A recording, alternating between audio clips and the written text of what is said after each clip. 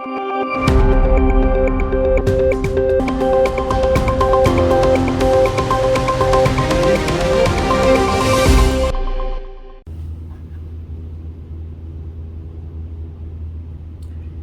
is David Goldman, Asia Times Deputy Editor, speaking to you from New York, the evening of June 7th. In our last installment on Friday, we warned that the inflation dragon was awake in China, that instead of being a source of lower prices for cheap manufactured goods, holding inflation down, China would now be a source of inflation for the rest of the world.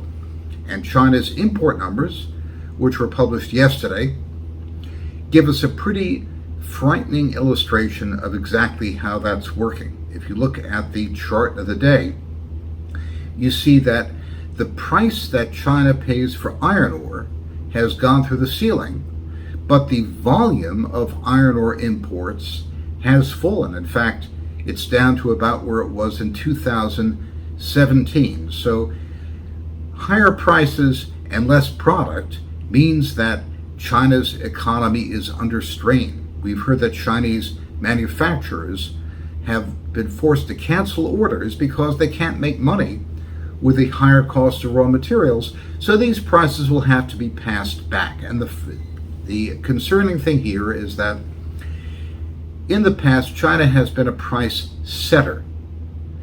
The volume and price of imports of raw materials to China have gone in the same direction because more Chinese demand was the main factor in determining which way prices went, but not anymore.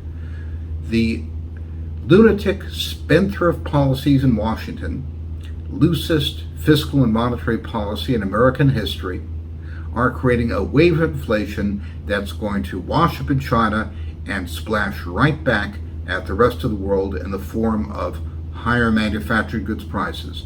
We're starting to see a few Federal Reserve officials and former officials get worried about that. The solid wall of inflation denial in the Federal Reserve world is starting to crack. Today, former New York Fed President William Dudley said that what the Fed is doing by delaying action to control inflation is to make things much worse later. Monetary policy, he said, will remain loose until overheating begins, and cooling things off will require the Fed to increase interest rates much faster and further than it would if it started raising now. So we remain inflation hawks. Bill Dudley is afraid, and you should be afraid too. This is David Goldman speaking to you from New York City.